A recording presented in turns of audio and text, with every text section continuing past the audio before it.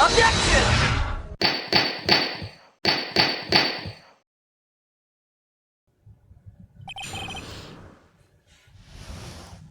Yes, this judge is a different judge because we actually see him a little bit older in the courtroom over during a past trial. So he is a different judge.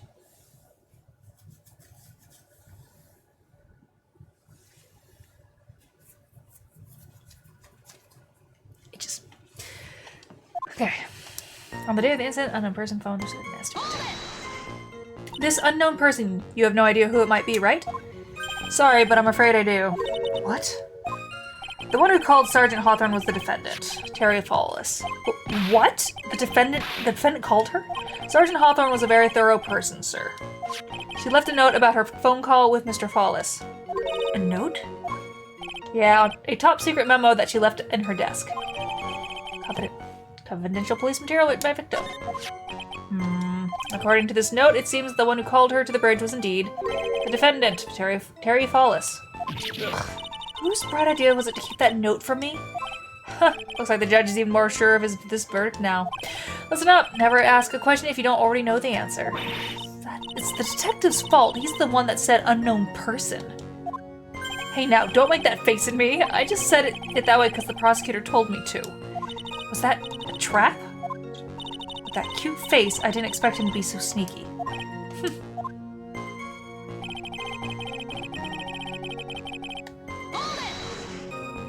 A bridge up in the mountains, but why meet there? Because it is a very important place to the defendant, that's why. What do you mean by that? If you remember, 5 years ago, the defendant kidnapped a young girl. He was chased onto the bridge, and it was there that he killed his hostage. And the place where all this occurred is, of course, Dusky Bridge. The very place where Sergeant Hawthorne arrested and handcuffed Mr. Fawless. Huh. Returning to the scene of the crime. How nostalgic. And that's where she was brutally murdered, sir. Was the body of the victim discovered right away? Yeah, we were really on the ball. We found the criminal within 1 hour of the murder. It was great. We even got to say, "Don't move. We've got you surrounded." Wait a second. Isn't there something weird about that? The location was a suspension bridge up in the mountains. So how did they find out about the crime so quickly?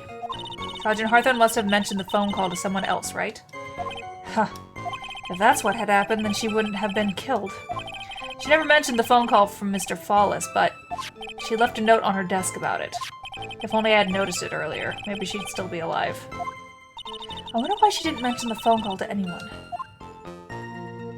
The criminal stuffed her body into the car trunk and tried to make a getaway. Mr. Fawless had a car then. Well, that bridge is way up in the mountains, ma'am. The defendant and the victim both went up there by car. I mean, hell us, right? What? You mean the defendant drove his own car? No, of course not. It was stolen.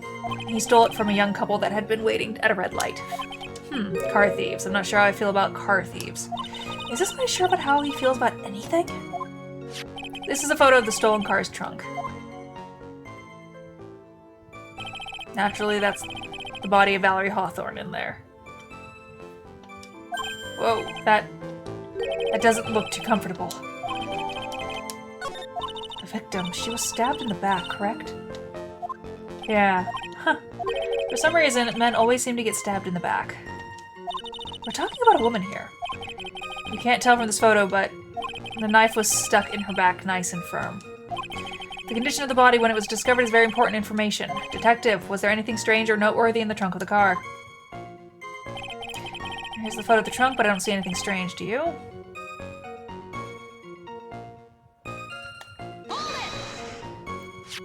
What did the defendant have to say about this photo? What he always says, ma'am. I didn't do it. I didn't do nothing. That's all he says. Nuttin'? I wouldn't say he did nuttin'. At the very least, we know he stole a car. It's just what he always says, Your Honor. And then he always says... sorry. I told a little lie. Or something like that. Well, in any case, it seems he was caught and arrested. Precisely. Mr. Fawless was arrested at the police checkpoint we set up at the base of the mountain. That certainly is some impressive police work. Well, no, actually it was way too close for comfort. We set up that checkpoint just after 5 p.m. We figured that Mr. Fawless might just try to run. What do you mean it was too close for comfort? The two of them arranged to meet at 4:30 p.m. And it takes approximately 30 minutes to go from the bridge to the checkpoint. That was kind of close. Any later, Mr. Flawless would have slipped right through. Listen up, kitten. There's a big trap waiting for you in that testimony. A trap? Walk into it carelessly and it'll leave more than just a flesh wound. Fun, huh? No, it's not. Well, if you want to have any chance at all, you'd better get some more information. If you're going to get caught in a trap, it's best to get caught early. You can always look for contradictions afterward. Ever famous contradictions? I sure hope I can find some of those.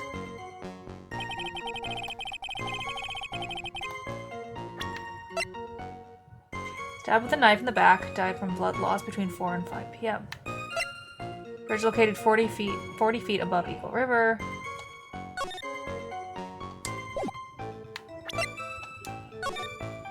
And that bridge where White's...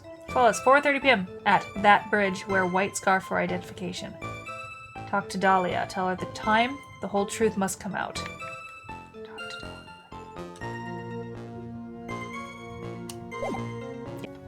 Okay, I got it.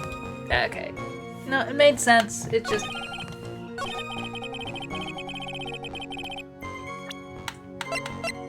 It's because in this it says wear white scarf and she's not wearing a scarf, but I'm sorry, during a murder that could fall off. I don't know. Maybe I'm just crazy.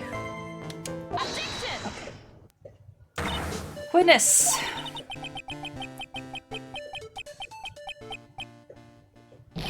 What is it? Do you have something to say, Miss Faye? I'm sorry. I totally forgot what I was going to say. This is the first time I've ever had to actually address someone like that. You should have practiced before coming to court. Honestly, Miss Faye, I'm not sure I like this. Say there, little kitten, want a piece of my coffee candy? Candy? Well, you're still too young to be drinking real coffee. Ugh. Come on, Mia, shake it off. You're a lawyer. Detective. Yes, ma'am. This photo, you said that there was nothing peculiar about it. Is that correct? Yeah, that's what I said. Well then, I suggest you take another look at the note written by the victim. The note? It very clearly says, wear white scarf for identification. The caller must have forgotten what the victim looked like, thus this special request. I have one very simple question for you, Detective. Where is the white scarf? I can't seem to find it in this photo. Well, to be honest, we didn't find it in the trunk, ma'am. And you stopped there? You should have looked for it. Ugh. The caller told her to wear to identify herself, so I'd expect she did just that. Well, Mr. Edgeworth, what do you have to say about this? I see the defense is a little lacking. The scarf you were searching so desperately for, is it this one, perchance? Where did you find that, sir? On Dusky Bridge. I was there first and decided to conduct my own investigation. Why? Why didn't you tell me? I made a decision to keep all pieces of evidence in my personal satchel. It's the safest place I know. That hot shot sure has flair for the dramatic. It's not exactly white as the caller requested, but as you can see, it's close enough for what it was intended for. It looks like it spent some time in the mud. Not surprising, it was drizzling on the mountain that day. Prosecutor Edgeworth. He was intentionally hiding the scarf the whole time. The court will accept the scarf in evidence. Now, if the attorney for the defense is finished embarrassing herself, I'd like to move on with the testimony. That is all right with you, isn't it, Miss Faye? Boy, would I like to wrap this scarf around his smarmy little neck. Very good. Now, if we're done with this mud-covered scarf business, the prosecution moves to establish conclusively and with hard evidence that Miss Hawthorne and Mr. Flawless did indeed meet on that bridge that day. Further, we will show exactly what occurred there. That sounds quite promising. I can't wait to hear all about it. Everything is moving on at his whim. Don't forget, kitten, there's a reason why everyone considers this kid a genius. A genius, huh? Events on Dusky Bridge.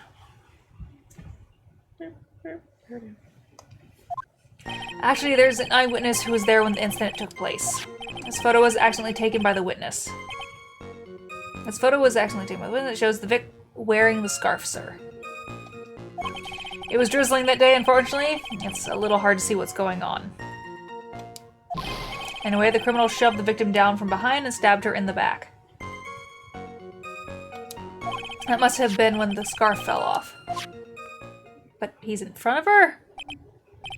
Looking at this photo, you really get the sense that the bridge was very high up. It's about 40 feet drop from the bridge to the Eagle River down below. Mr. Edgeworth, who took this photo anyway? Let's just say that it was a well-intentioned third party. Aha, a potential witness. So why isn't this person in the courtroom? Well, they said they absolutely did not want to testify. The person in question is very delicate, Your Honor. It's Dahlia Hawthorne. Besides, as long as we have this photo, we see no reason to compel them to testify. I'm not sure how I feel about that. So as you can see, Terry Falls had both the motive and the opportunity. I think it's quite clear at this point what happened on that bridge. Aha, the truth is becoming clear to me now. Huh? Yes, it's quite obvious he's clearly guilty. Not again, that's not fair. I haven't even done my cross-examination yet. What do you mean,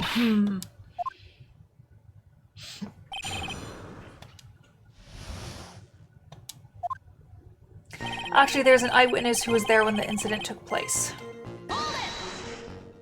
Who is this eyewitness? She's a college student. A female college student. That's right. Meaning she's female and a college student, ma'am. She doesn't do well in front of other people, so I came to testify for her. Maybe so, but as the attorney for the defense, I have the right to cross-examine her.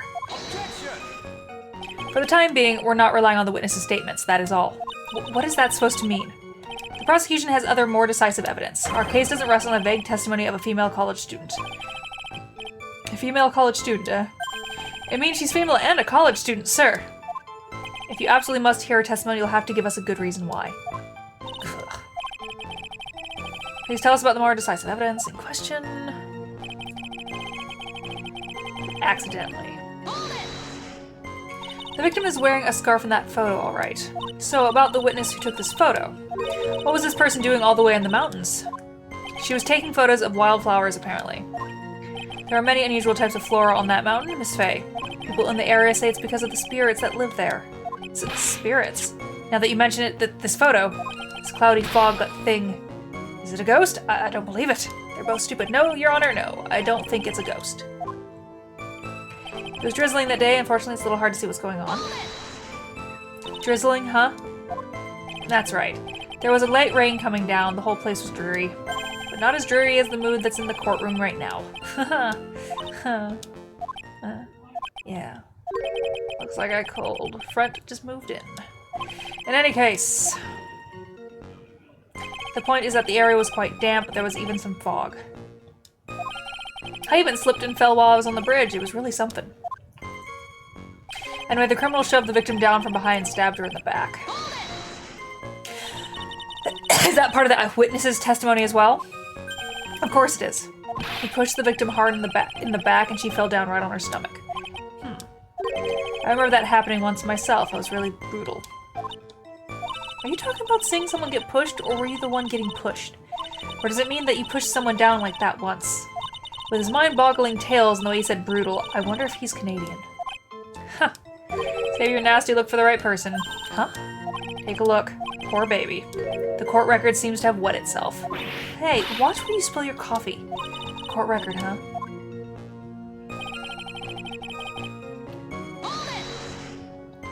So in other words, there was a struggle between the criminal and victim? That's what the witness said. Well, it looks like she didn't remember about the scarf. But from what she said, it sounded like a pretty violent fight, ma'am. The area was wet from rain. The bridge was probably wet too. Which would explain why the scarf was all covered in mud, but there's something about this testimony that's still bothering me. Yeah, it's bothering me too.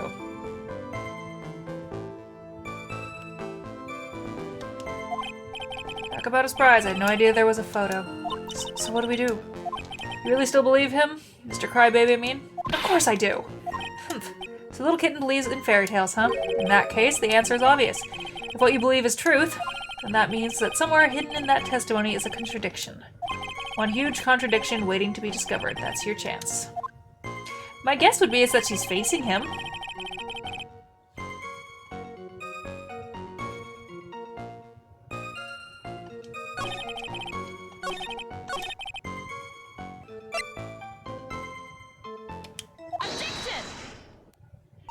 So at the time of the crime, there was a light drizzle coming down, correct? Yeah, and fog too, just a generally soggy atmosphere. Well, I have evidence that doesn't go with the soggy atmosphere. But this is a photo of the victim's body that was found in the car trunk. Is it because she's dry? Considering the conditions as seen at the crime, something isn't right. Well, maybe please enlighten us.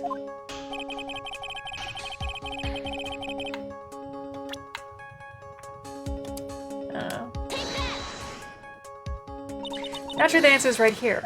The victim's coat? As far as I can see, there's nothing strange about it.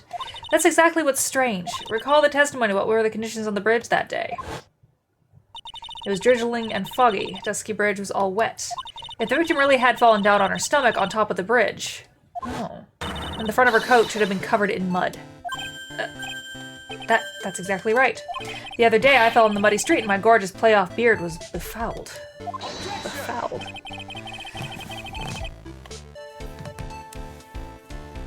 I do admit that the crime scene was quite wet that day. However, that doesn't mean the top of the bridge itself was muddy. If Your Honor had fallen in the shower instead of on the muddy street, your glorious hockey beard pride of the legal league would be wet, not muddy. Fortunately, I have yet to test that, still your point is well taken. Can you prove that the surface of the bridge was muddy that day? A real man wouldn't stand for a taunt like this. Neither would a real woman. Of course I can. You said you found the damn scarf on the bridge. The evidence is this scarf. Ah, it should be obvious. If the scarf fell onto the bridge and got this muddy, it means that the bridge was obviously covered in mud. I can't be outwitted by a novice bimbo. Oh, sir. Hey, same to you, buddy. This phase assertion makes perfect sense to me. I do admit that there appears to be a contradiction between the condition of the victim's coat and her scarf. However, the real question is, why is there a contradiction? Huh? For every contradiction, there exists an explanation. Let's look at what the explanation in this case may be, shall we? Alright, it's not like he's really giving me a choice here. Huh.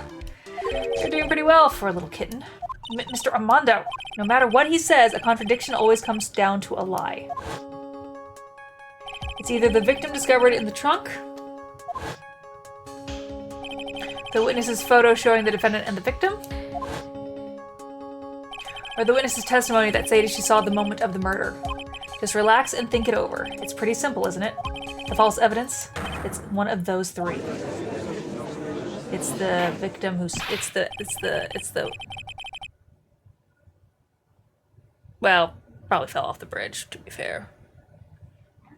Because he carried her to the trunk of the car so the hat would be gone, but I'm not sure I like that. That wasn't me, Your Honor. It was the coffee aficionado over here that said it. The court is not in the habit of accepting false evidence, you know. Blame it on him, Your Honor. He's the one trying to slip false evidence into the court. But we won't let him. We'll expose his evidence as the flimsy scam it really is. Yes, the false evidence in this case is... It is no brainer. Obviously, it is the witness that's suspicious. During his earlier testimony, the detective pointed out the crucial fact. The criminal shoved the victim down from behind and stabbed her in the back. Now, is that testimony exactly what the witness claims to have seen? Yeah, that's what the witness told us. That testimony is filled with holes. After all, the victim's coat isn't dirty at all. That's true. Huh. It's not just true, it's the truth. If there was truly decisive witness in this case, excuse me, I'm certain that boy Wonder over there would have called them in the first place. Your Honor, the defense requests to cross-examine the eyewitness. The testimony presented so far is not only vague, but contradictory as well. Well, Mr. Edgeworth, it appears that we'll need to hear from your mystery witness after all. You should brace yourself for the brutal truth. Your Honor, the prosecution has no intention of hiding the witness from the court. We are prepared to present our witness at any time. Very well. Please bring forth your witness at this time. What Mr. Edgeworth said kind of worries me. What does he mean by the brutal truth? More lies?